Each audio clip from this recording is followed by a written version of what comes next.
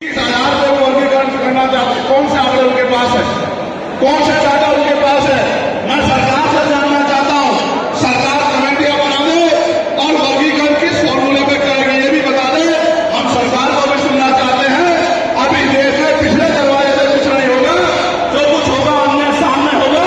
अगर हमारे अधिकारों की बात आएगी तो सरकार ये भी बताए कि अब रोस्टर में बदलाव करेगी। क्या सरकार रोस्टर में बदलाव करेगी? सरकार बताएगी। हमारे लोग तो अभी सही तरह चीजों को नहीं जानते।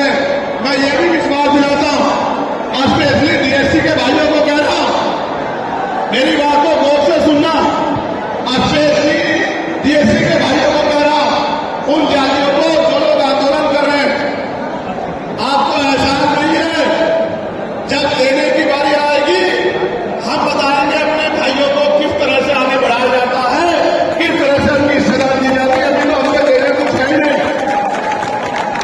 मैं आपको विश्वास दिला देता हूं, डीएससी की जो हमारे भाई हैं, वाल्मीकि समाज के भाई हो, मानव समाज के भाई हो, और बाबली समाज के भाई हो, और किसी शैक्षिक समाज के भाई हो, मैं चंद्रशेखर आजाद वचन देकर कहता हूं बहुजन समाज के सामने, ये हमारी आपसी बातचीत है।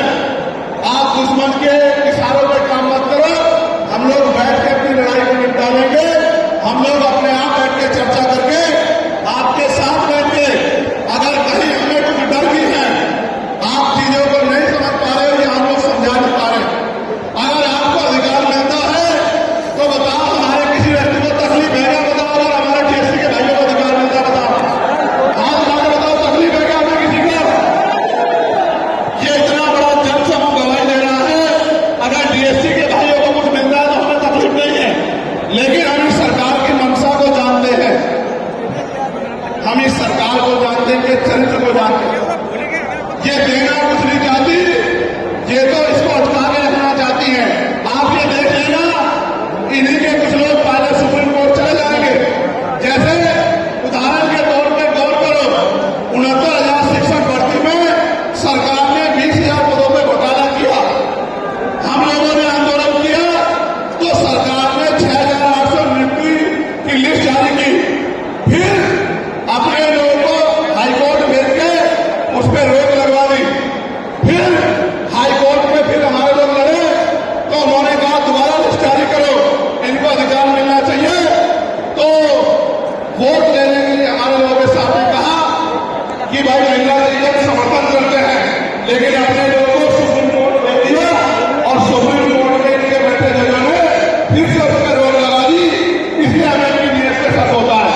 मुझे क्या यकीन है, अगर ये अधिकार स्टेट गवर्नमेंट को दे देंगे तो ये कॉन्स्टिट्यूशन का तो बहुत बड़ा वोलेशन होगा ही, 340 का, 340 का, लेकिन लेकिन सबसे बड़ा खतरा ये है कि कल जो सरकार सत्ता में आएगी वो किसी भी अन्य जाति के लोगों को शेड्यूल कास्ट में उनको शामिल करके आपके पूरे अधिकार को छीन-बीन कर सकती है।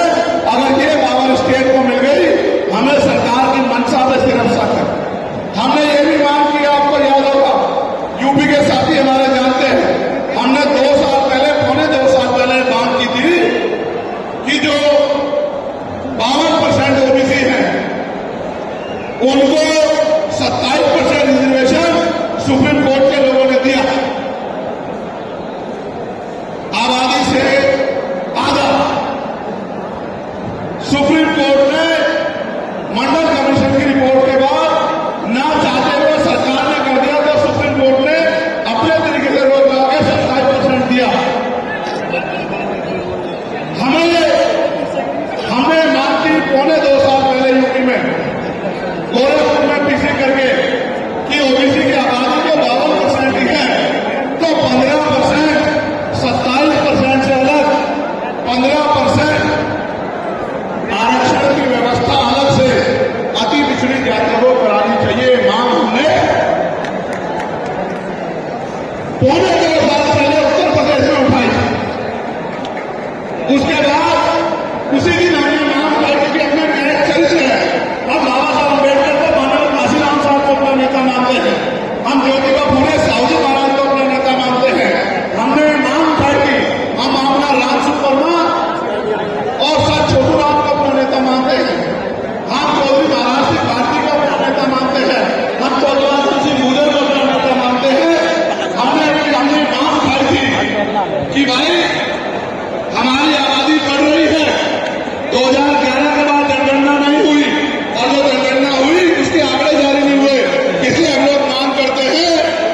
कि जिन जातियों को अवसर नहीं मिले पहले तो उनको तैयार किया जाए और फिर उनको 5% अतिरिक्त आरक्षण शेड्यूल कास्ट में 15% अतिरिक्त देकर उनको मुख्य धारा में लाया जाए। जब हम 2 साल पहले इसकी मांग कर रहे हैं तो हम डीएससी के भाइयों के विरोधी कैसे हो सकते हैं, आप लोग बताओ। तब तो वो आंदोलन भी नहीं चला रहे थे, हम तो आंदोलन चला के मांग कर रहे थे कि मिलना चाहिए मिलना चाहिए। लेकिन मैं आज भी कह रहा हूं, ये बाबा साहब अम्बेडकर ने कहा political power is the master की, राजनीतिक सत्ता वो चाबी है जो आपकी सारी परेशानियों का हल कर देगी।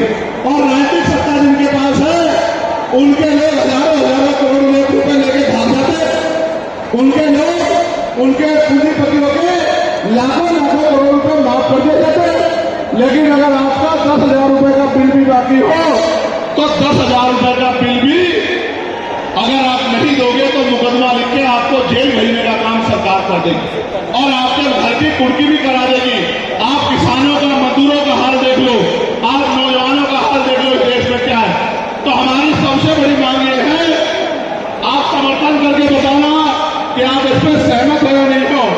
बताओ, जातिवार जनगणना होनी चाहिए, होनी चाहिए? एक सुर में बताओ, होनी चाहिए, होनी चाहिए? साथ साथ इस देश में जातिवार जनगणना के साथ साथ जितने भी सरकारी संस्थान हैं, चाहे वो जुडिशरी हो जहां से हमारे खिलाफ लगातार फैसले आते हैं, चाहे वो आर्मी हो, चाहे वो और कोई सरकारी संस्था हो, सब जगह पर आरक्षण व्यवस्था लागू होनी चाहिए। बताओ, होनी चाहिए नहीं होनी चाहिए? दोनों हाथ भागे बताओ, होनी चाहिए होनी चाहिए? बहुत अच्छी बात। साथ साथ हमारी ये भी मांग है जो मैंने पार्लियामेंट में भी उठाई कि निजी क्षेत्रों में आप इस बात को समझो गौर करके, इस देश में 2% सरकारी नौकरियां, कितने परसेंट? जोर से बताओ। 98% प्राइवेट सेक्टर है, कुछ ऑर्गेनाइज है, कुछ अनऑर्गेनाइज है। आप ये देखो, 2% में तो बंटवारा है, लेकिन 98% पे पुरानी सत्ता वाले लोग और आज की सत्ता वाले लोग सांप की तरह कुंडली मार के बैठे हैं। ना वहां SC/ST के लोगों का कोई प्रतिनिधित्व है, ना OBC के लोगों का है, ना ही मुस्लिम लोगों का है। तो हमारी मांग ये भी है कि अब समय आ गया है कि निजी क्षेत्रों में भी आरक्षण की व्यवस्था होनी चाहिए, होनी चाहिए नहीं होनी चाहिए? बताओ, दोनों हाथ लगा के बताओ, जोर से बताओ, होनी चाहिए नहीं होनी चाहिए? Very good, very good. साथ साथ हमारी ये मांग है कि प्रमोशन में रिजर्वेशन भी इस देश में लागू होना चाहिए। शेड्यूल कास्ट, शेड्यूल ट्राइब और बैकवर्ड के लोगों के लिए प्रमोशन में रिजर्वेशन भी सरकारी संस्थानों में लागू होना चाहिए, लागू होना चाहिए, लागू होना चाहिए? बताओ, जोर से बताओ। हमारी ये भी मांग है कि मंडल कमीशन की बाकी सिफारिशें भी लागू होनी चाहिए, क्योंकि जब तक मंडल कमीशन की बाकी सिफारिशें लागू नहीं होंगी तब तक पिछड़े वर्ग के लोगों को बराबर की हिस्सेदारी और सम्मान नहीं मिलेगा। हमारे को नुकसान हो जाएगा। एक आदमी को खरोच लग गई तो मुझे जवाब देना पड़ेगा, आप लापरवाह ना हो। पीछे को हो जाए और बैठे, पीछे को होते रहे और बैठे। एक एक आदमी हमारी जिम्मेदारी पे, हमारी जिम्मेदारी पे। ये लोग इधर में हटे, हटे यहां से। ये रेलिंग इधर हो जाए तो नुकसान हो जाएगा, चोट लग जाएगी पीछे में। लापरवाह ना बने, रेलिंग को अपनी तरफ खींच के रखे। ये रेलिंग इधर गिरी, चोट लग जाएगी, सब उत्साह खत्म हो जाएगा तुम्हारा। एक मिनट में जिम्मेदार बनो, तभी तो अधिकार छिन जाते जब तक तुम लापरवाह रहते।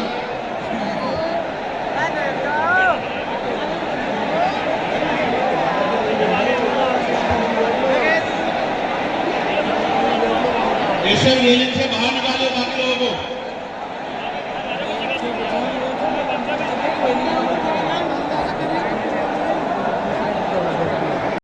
हमारे साथियों को जय बोलने में लिखा है। आप ये देख सकते हैं, ये इनको बिठवाना शुरू करो, पीछे की तरफ बिठवा दो लोगों को। सभी तरह से लोग आए हुए हैं अपने देश से, इनको भी बिठवाओ। आप सकते हैं ये पुलिस के लोग क्या कर रहे हैं? क्या व्यवस्था है होगी? अगर एक नुकसान अगर किसी को चोट लगती तो पुलिस की जिंदगी खराब करके रख दूंगा 1 मिनट में।